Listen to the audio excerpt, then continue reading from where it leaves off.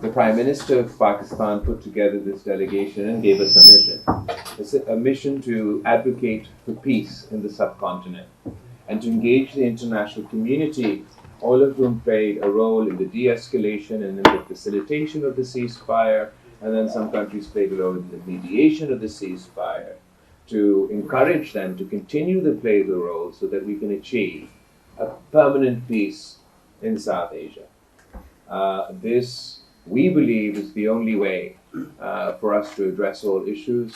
There's no military solution to the issue of Kashmir. There's no military solution to the issue of terrorism. There's no military solution to any of the problems that India and Pakistan have faced historically. As a result of this conflict, we've also came to sound the alarm that there's a false sense of calm following this ceasefire. Those who are not aware of the details believe that the ceasefire is achieved, we're back to normal, and we're all safe now. Well, that's not the case. The reality is that we are all less safe today than we were at the start of this conflict. And the simple reason is that the threshold for full-blown war between two nuclear powers has been so drastically reduced that we've never been at this level in our history.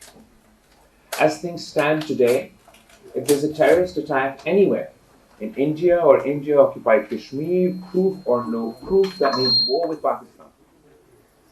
In that situation, when we've just seen how quickly the escalation ladder rose just in 5 days, and at the conclusion of these 5 days, one of the final acts that India perpetrated was firing a BrahMos dual-use nuclear-capable missile into Pakistan. Now, in this particular case, that wasn't nuclear armed. But Pakistan has a very small window for us to decide, looking at an image, that this missile coming towards us that is capable of holding nuclear weapons, is it or is it not loaded? And how do we respond? The terms that both countries have set for the escalation ladder between ourselves is 1+. So whatever attack one side does to the other responds by +1. In a circumstance where the threshold of conflict has been so drastically lowered that any indigenous act of terrorism also would mean war with Pakistan. In a circumstance where the escalation ladder has so significantly increased, and just within the space of 5 days, what we're concerned about is that next time round, the escalation ladder won't start from zero, it'll start from where we left off. And there may not be time for the international community to intervene and encourage a ceasefire. Finally, the weaponization of water. Pakistan and India have fought generation after generation over the issue of Kashmir, the unfinished agenda of partition, the pending issue of the UN Security Council. More recently, we fought over the issue of terrorism. Preceding this conflict, the Indian government announced that it was illegally violating the Indus Water Treaty and threatened to cut off the water supply for 240 million Pakistanis. Just the mere threat to cut off Pakistan's water is a violation of the UN Charter. This is our only source of water for our people to drink, for our agriculture and our agricultural economy to rely on. A threat to our water supply is an existential threat to Pakistan. It is a matter of our survival. It would provoke Pakistan, acting on this threat, would provoke Pakistan. We would consider it an act of war and have no choice. It is the absolute last thing we needed in the Himalayan region, which we refer to as the third pole. It's the largest collection of snow and ice anywhere in the world. This is the region where we should regionally be cooperating, internationally be cooperating to meet the challenge of climate change. Instead, we've set up a fault line and damned future generations of Pakistani and Indians to not only fight over Kashmir, to not only fight over terrorism, but now in perpetuity to fight over water. laid the foundations for the first water war between two nuclear-armed powers. It is in this context that Pakistan seeks your assistance. We're particularly pleased to be here in the European Union because, of course, the European Union is a consistent advocate, the last line of defense for the rules-based order, for international law, a strong advocate for climate, for access to water, and you've witnessed war on your continent. We set up this international rules-based order to ensure that future generations we save from the scourge of war. Pakistan believes we need a comprehensive dialogue with India, one in which we can talk about the root causes, be it the root cause of Kashmir, be it the root cause of terrorism, and one where we can address the issue of water. India has said no, no, no every step of the way.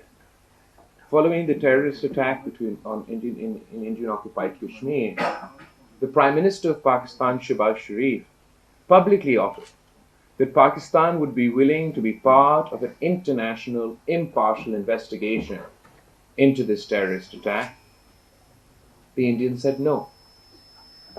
Pakistan has always called for the United Nations, the UN Security Council, and that institution to be used to resolve our disputes, particularly Kashmir, which is on the agenda. It was taken to the United Nations by the Indian government. The Indians say no. Pakistan and the United States have spoken about mediation. The Indians say no. Pakistan has talked about bilateral comprehensive dialogue. The Indians say no. If we are to live in a world where we have reduced the threshold for conflict as drastically as we have, where we've increased the pace at which we rise on the escalation ladder in the manner that we have had, and if we are to be the only two nuclear states without any dispute resolution mechanism, the last dispute resolution mechanism we had is the Indus Water Treaty, and India says no to that too. I put it to you, it is not in the interest of the people of Pakistan, and indeed it is not in the interest of India, and it is not in the interest of the international community for us to maintain this status quo. There is a moral obligation for all international players to play their part, to encourage both sides to engage in a dialogue, to advance diplomacy. Diplomacy in the pursuit of peace should not be partisan. Should not be a partisan issue. The weaponization of water should not be a partisan issue. Peace cannot be a partisan issue. I look forward to answering all your questions. If you have a specific question for any member of my delegation, please refer to them. Otherwise, I'd be happy to respond. Thank you, Excellency, for comprehensive briefing. Now I would request my media fraternity if they have any question, but please I would request that raise your hand and ask one by one so that the delegation and the Excellency could respond to that. Who want to? Yeah. Mr. Frank. Sir. Please give the mic to Frank. I think I can hear you. My name is Frank Schwalbe-Roth. I'm from Germany, and I'm one of the founders of the German Green Party, the first Green MP and the first Green member of the European Parliament. When I had less white hair, I had the honor to meet your mother already. Now it's gray, and I meet you. And Kashmir plays a certain role in my life, because by accident, Kashmiris contacted me when they opened the Kashmir office in Brussels. I come to my question, in a moment. It will be on India. And they said, Frank, you have such an experience and you're so nice. Please help us in Brussels. And for 8 years, I was special advisor to the Kashmir Center here in Brussels. We succeeded the question of mass graves, identification of dead people. we sent a delegation of members of parliament to Srinagar and to Muzaffarabad, resulting in a report from the most beautiful prison in the world. Was this the delegation that the Indians didn't allow to enter? No, they allowed. And we succeeded in Geneva when there was the human rights review process to have 182, I think it was, recommendations about China, what India should do better. This every 4-year report. And in this case, at that moment, I met Musharraf in your country. And I provoked him. I said, come on, no one understands you here in Brussels. Because even the king of Samoa was here, but never a president of Pakistan. He looked around and said, oh, yes, oh, apologies, it's true. And half a year later, he came. And we succeeded that in the European Parliament, nearly no one speaks of India as the largest democracy in the world. But we laid the ground that it is said India, the largest structural democracy, where the reality might be different. My question, after Trump, the EU looks all around the world for new friends, for new treaties with other parts of the world. One of the consequences is that we are flirting much more intensive with India. Therefore, my question, what do you think this means for Pakistan and for Kashmir, that the European Union, you say, you are wonderful, you're the last hope in a lot of fields. What does it mean for the conflict and for you? And then to make it difficult for you, because a lot of people here in Europe thought Polisario, you know, the conflict, the territory south of Morocco, where the European Union was always saying, it's not Morocco territory. And Spain, now France, have recognized the authority of Morocco over the Polisario territory. That means it is possible, if geopolitical reasons might force the EU to be more flirting with India, to change their attitude as well. And a last compliment to your staff and your embassy. I was here when the Iraqi foreign affairs minister was here. He came with 3 journalists, I came with 2 assistants, and that was all. And this is a Saturday, and nevertheless, the room is full. Therefore, congratulations for your staff here in Brussels. But the question, now, apologies for my long intervention, is what does it mean, the flirting European Union for India? Thank you. I'd first like to say thank you for your question. Pakistan is confident in our relationship with the European Union, and we're absolutely not jealous for your flirting that is ongoing with India and others. Absolutely, you're right. In fact, we're counting on this engagement.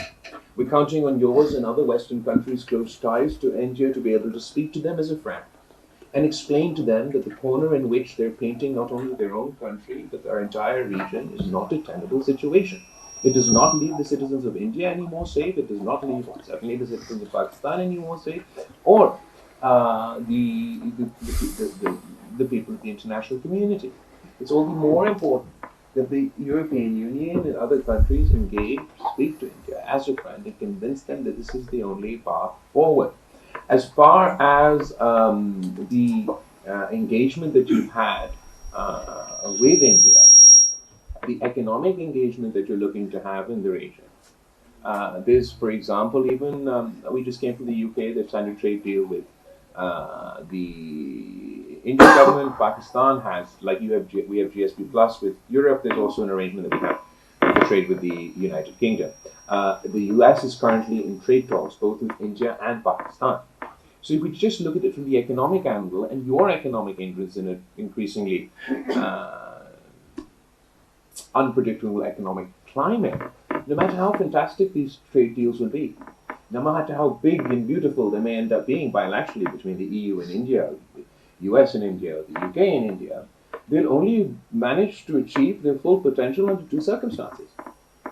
One, if we have peace between India and Pakistan, so that we can restore trade between India and Pakistan that doesn't exist today, and we can restore transit trade, which was suspended as a result of this conflict. Otherwise, as fantastic as your economic negotiations may be with them, you may have come up with a great, fantastic economic opportunity for yourselves in India. It won't reach its true potential if we're not trading with one another. Secondly, if we don't have peace, and the threshold for conflict is so very low that at the drop of the hat we go to war, a war that can turn into a nuclear war. I put it to you, that what does it mean for the potential investments in India? What does it mean for the confidence of European and Western countries that are looking to invest in this part of the world and vice versa? So for your own self-interests, for your own economic interests, it makes sense for India and Pakistan to achieve peace. Next question. Thank you. For the next question, Alberto, please. Thank you very much, Your Excellencies. My name is Alberto Turkstra, Project Director of Diplomatic World. Thank you very much for this comprehensive briefing.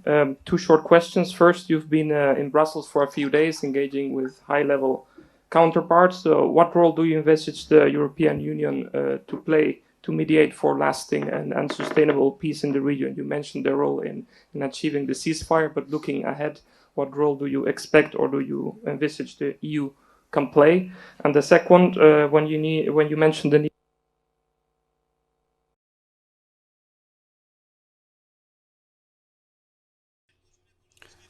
Pahalgam वाक़े पर भारत को गैर जानिबदाराना तहकीकात की पेशकश की, कश्मीर समेत तमाम मसाइल का हल मुज़ाकरात और dialogue or with third-party mediation? Thank you very much. Thank you. As far as our engagements here in Brussels, they've all been very positive. I'm very happy to report that no matter where we've been, the Pakistan's, whether it's the United States, whether it's the United Kingdom, and whether it's here in Europe, when Pakistan says we seek dialogue and diplomacy in the pursuit of peace, no one disagrees. When Pakistan says that we want a comprehensive dialogue to resolve all our issues, everybody's pretty keen on that. And when Pakistan says that we don't want the weaponization of water to be a new precedent, everybody agrees as well.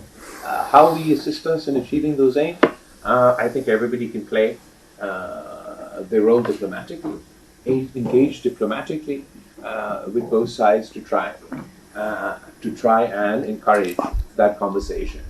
As far as the dialogue between India and Pakistan, mediation was offered during this conflict. It's certainly something that we'd be willing to discuss on who would be able to best mediate, etc. Mediation is necessary. What was at least what I want to emphasize is, as part of the ceasefire, our military assesses that we were at a point in the conflict where Pakistan had the military upper hand. And it was in that climate that we agreed to the ceasefire, with the understanding that there would be a conversation, to quote the Secretary of State's statement, on all friction points at a neutral location. So we believe it's incredibly important for us to achieve that aim. We understand that the Indian government's reaction has been less than positive about these developments. So we saw how quickly they moved away from using the term ceasefire, starting to use the term pause, how they've continued in escalatory and warmongering rhetoric. Their defense minister says that this was a trailer, the movie is yet to come. Their prime minister said that he has a special message to the youth of Pakistan, that eat bread or eat my bullet. Their foreign minister was here in Brussels, where they called my entire country terroristan, which means they do not distinguish between a terrorist and a civilian. In that climate, and I believe that Europe knows all too well, with the demonization of entire populations, the dehumanizations of entire communities, the escalatory rhetoric is meant in the past and what is meant for you in the present. In that context, dialogue is important. Mediation, I think, would be the most productive, but bilaterally through a comprehensive dialogue that's not focused on any one, but all issues, we will certainly make more progress than we will by firing missiles and shooting each other's planes. Thank you, sir. Birds after him. Answer, trilateral or bilateral? He never said trilateral or bilateral. In fact, he asked for mediation or bilateral dialogue, and I have answered that. Thank you. Sir, welcome to Brussels. I'm Mohammed Nasser, a Brussels City Police Advisor. Okay. We have some special police officers who they keep eyes on. Their job is just to keep eye on South Asia. Sure. And of course, especially right now on conflict between. Well, we discussed with each other, and my officer's friend, they said, your army is doing well, but this person, Mr. Bilawal, is doing even better at the diplomatic front. He is the right person at the right time to convey the message of Pakistan to the rest of the world. Therefore, I ask my colleagues, friends, please clapping for. That's very kind of you, but सवाल क्या है? Question. The question is, the day before yesterday, I can hear you. It's all right. did you get me? Yeah, I can hear you. But what's the question? Yeah, okay. So, day before yesterday, our defense minister, Khwaja Asif, was telling to Haman Mir that if ever Israel attack on Iran, we will stand with Iran. And yesterday, Israel attack on Iran. So, where we are standing? Okay, thank you. It's very kind of you for your nice, lovely words. I believe that the leadership in Pakistan, that of the Prime Minister, the President, and the armed forces, have conducted themselves outstandingly throughout this process. As far as this mission that the Prime Minister sent us on, as you can see, I have the most capable team in the history of Pakistani diplomacy. I don't think ever this many foreign ministers and foreign secretaries have gathered at the same place. And ultimately, the case that we are advocating for is one of truth, is one of justice, is one of peace. So it has been particularly encouraging, the reception we've had to that message. Your question about Israel strikes on Iran, absolutely. Look, Pakistan's border is on the one side with Afghanistan. We suffered Afghan 1 blowback. Now we're suffering Afghan 2 blowback that at the moment is confined for us, but heaven forbid that it affects other countries. The other border where we almost engaged in a full-blown conflict that could have led to a nuclear war is India. Then the other country is Iran. We certainly don't want war on this border. Pakistan has condemned the strikes that took place over the last couple of days at our neighboring country. And we will continue to advocate for peace on all our borders, be it with Afghanistan, be it with Iran, be it with India. We absolutely cannot afford this conflict to turn into Iraq 2.0 or World War III. And it has become far too easy for this to be having a war every month.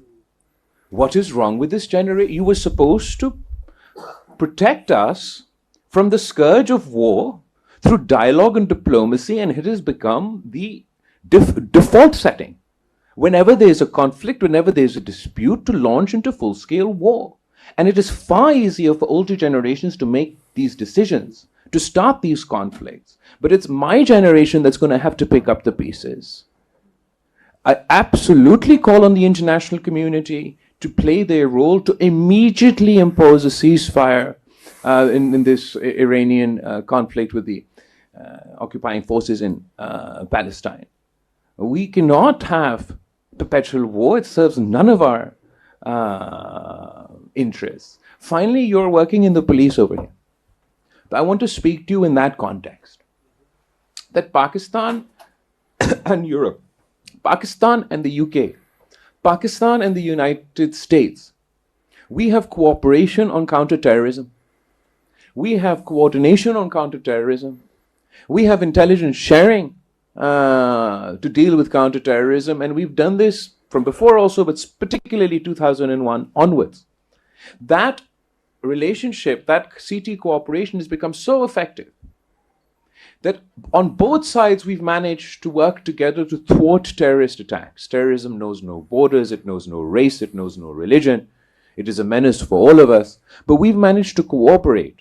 And based on intelligence sharing, thwart terrorist attacks in the United States, thwart terrorist attacks in Europe, and thwart terrorist attacks in Pakistan. Would you believe there's no coordination, no cooperation between India and Pakistan on combating terrorism?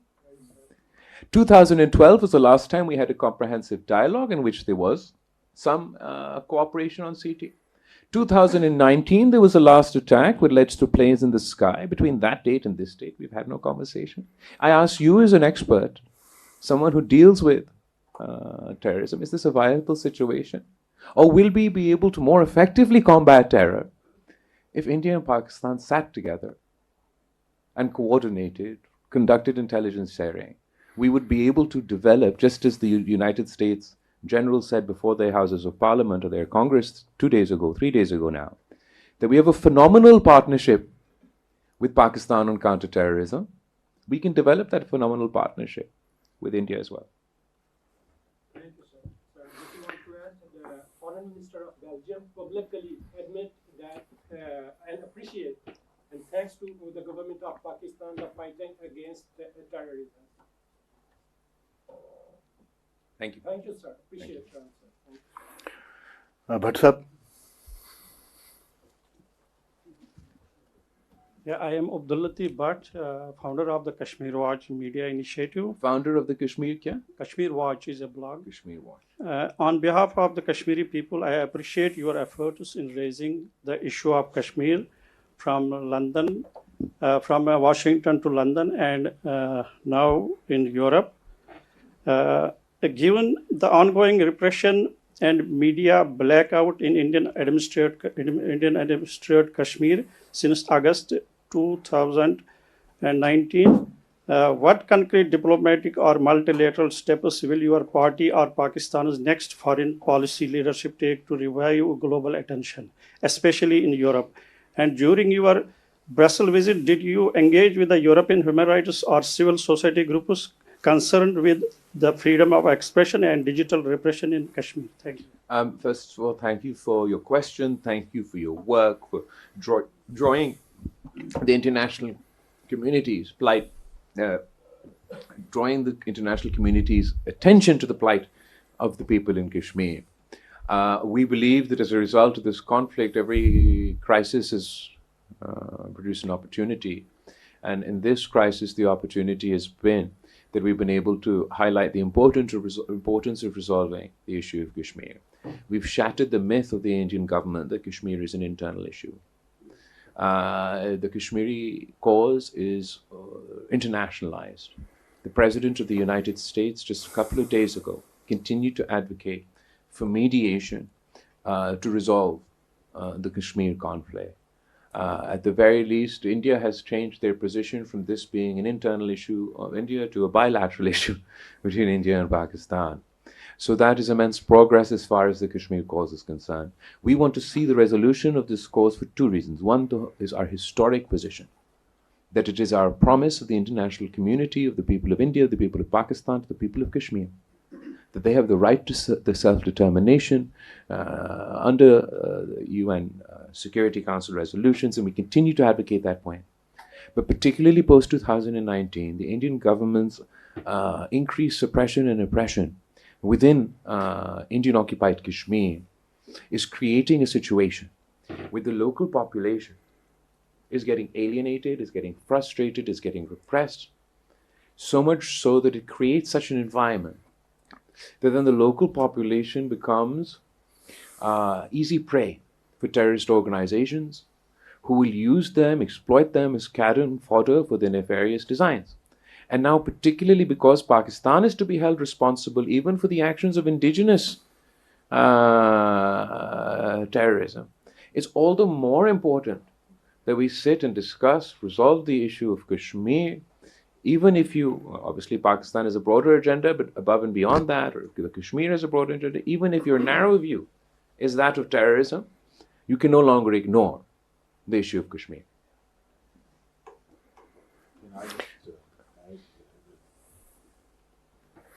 Please open the mic. I will just add here that Pakistan condemns and expects the international community to condemn India's new tactics after the April 22 attack, which first time we have seen demolition of houses of Kashmiris in very large numbers, and we have seen deportation of citizens from Kashmir, mostly women who have been there for decades. They were married in occupied Kashmir.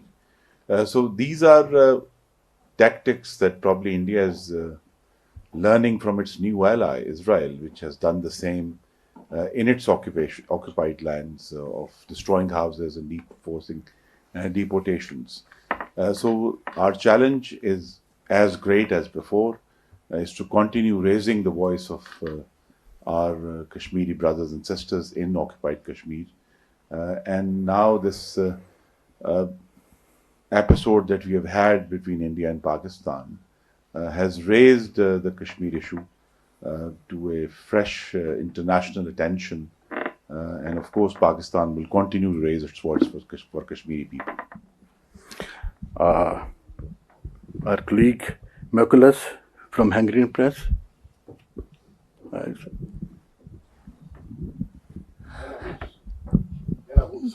My name is Vladimir Rogovets. I am from Belarus, Belarusian journalist. My question maybe will be more pacific than question of my colleagues. Sure. I would like to speak about partnership between Pakistan and Belarus. Last April, your prime minister was in Belarus, and he agreed with President Lukashenko one project of 150,000 specialists Pakistani to Belarus. With family, it will be around the 500,000 specialists Pakistani.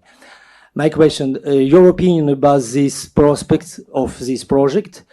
And the second question, for big country, Pakistan with 250 million population, this project is very little. But for my country, it's very big project, and it will be big challenge. It will be interesting challenge, and maybe it will be danger challenge.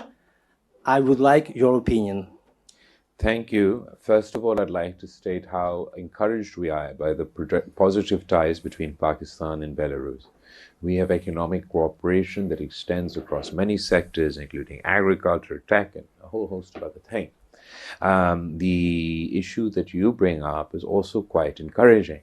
We need to complement each other. Pakistan has different demographics, and Europe has different demographics. 65% of the population in Pakistan is under the age of 35. And the European demographics are a little bit on its head. You require young, skilled individuals to come here and service the needs of your economies. And we have to do this in a regulated, legal manner to fight the menace of illegal migration. So I believe exactly these programs where we coordinate, where we conduct ourselves through the legal framework, we find spaces where each other's economies can complement each other, that has the most potential for growth. What we're seeing is a demographic challenges in many parts of the world. We see it in the West, we even see it in the East. And Pakistan sees itself going forward as being able to export our human capital in order to meet the demand challenges that many countries with demographic challenges are facing. I hope that answers your question. Andre, you want? Who will want? Good morning, sir. Hadi Sayed, Communications Intern at Kashmir Council EU. This visit has strengthened Pakistan's image and helped raise the Kashmir issue. As future engagement, especially in Europe, would benefit from direct representation from Azad Jammu and Kashmir, what steps is your office taking to involve them more in diplomatic issues? Thank you so much. We've been engaged consistently, in general, with the government in Azad Kashmir.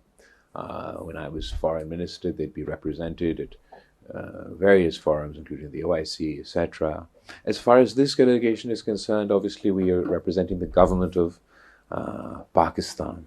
But absolutely, as we go forward, and there'll be parliamentary delegations and other delegations, we will seek the support of the people of Azad Kashmir, the government, maybe not the government, but the parliamentary representatives in Azad Kashmir to come and speak for themselves about the plight and the difficulties that they are facing.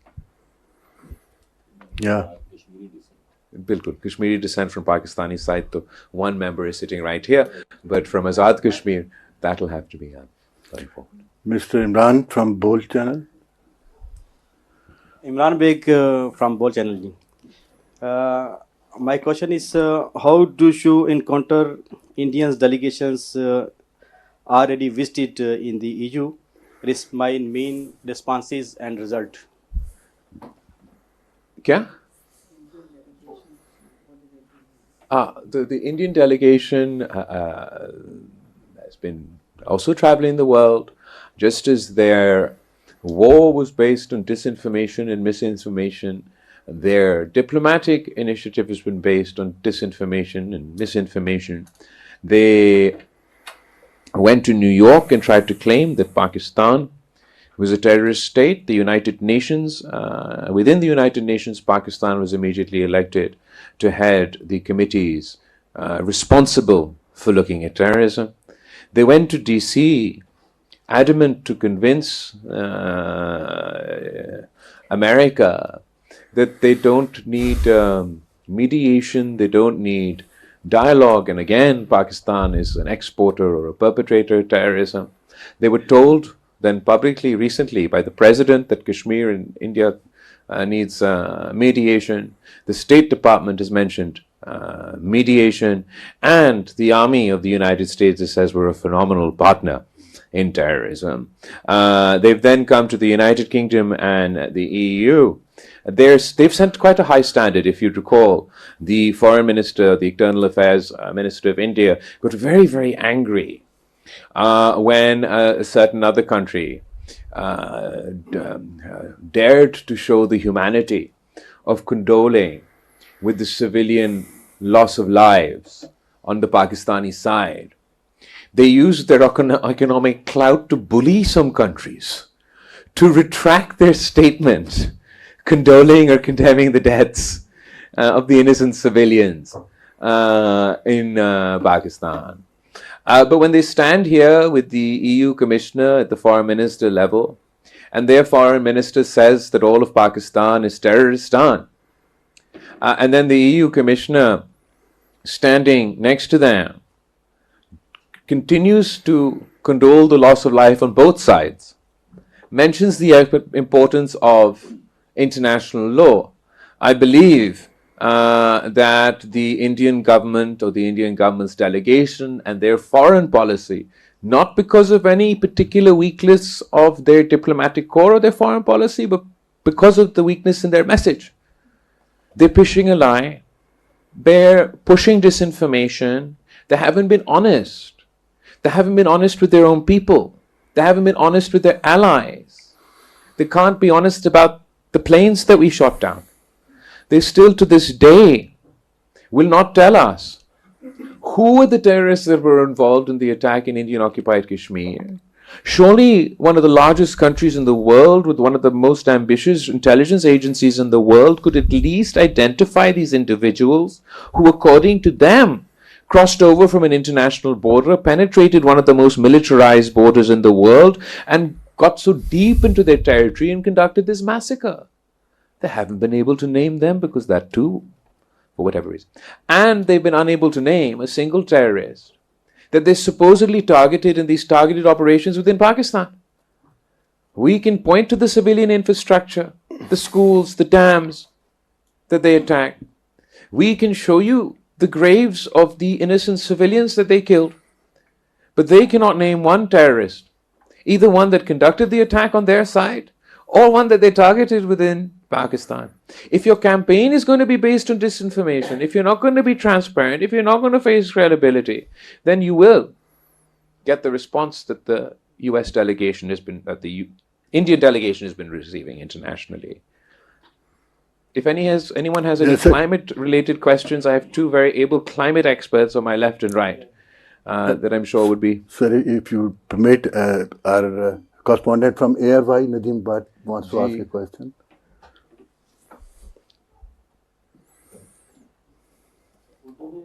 Urdu में ही कर ले। ठीक।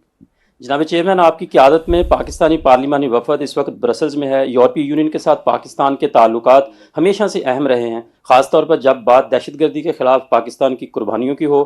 क्या आप समझते हैं कि यूरोपीय यूनियन को इन कुर्बानियों का मुनासिब जो है इदराक है, और क्या आप इस दौरे के दौरान मसला कश्मीर और गज़ा में जारी इंसानी हकूक़ की खिलाफ वर्जियाँ और ख़ित्ते में अमन इस्तेहकाम के हवाले से कोई मस्बत पेशरफ्त हुई है? आप इस दौरे को पाकिस्तान के सफारती महाज पर किस नज़र से देखते हैं? Thank you very much. जहाँ तक पाकिस्तान की कुर्बानियों की बात है, मैं समझता हूँ कि बहुत ज़रूरी है कि हम बार बार याद दिलवाएं. He's asking me, does the international community appreciate the sacrifice that Pakistan has given in this war on terror? So in my own answer, I'm emphasizing the importance of continuing to remind the international community that Pakistan was and still is the frontline state in the fight against terrorism. We have so far lost 92,000 lives in this fight. Still to this day, the single largest number of terrorist attacks anywhere in the world are in Pakistan. The single largest number of victims to terrorism anywhere in the world are in Pakistan. The terrorism that we face all over the world is a direct byproduct of the first Afghan war. After the second Afghan war, Pakistan has seen an exponential increase in the number of terrorist attacks on our soil. Currently, it is the bloodiest year in Pakistan's history when it comes to terrorism. It is not a question of do we want appreciation for sacrifice. We want cooperation, coordination to deal with these terrorists. Just because the international community up and left, it doesn't mean the issue of terrorism has ceased to exist in the region. We used to have all of NATO in our region fighting this menace. Now Pakistan stands alone. And we're being blamed for the actions of terrorist organizations. So it's very important that we're here to engage the international community to continue our coordination and cooperation on this front.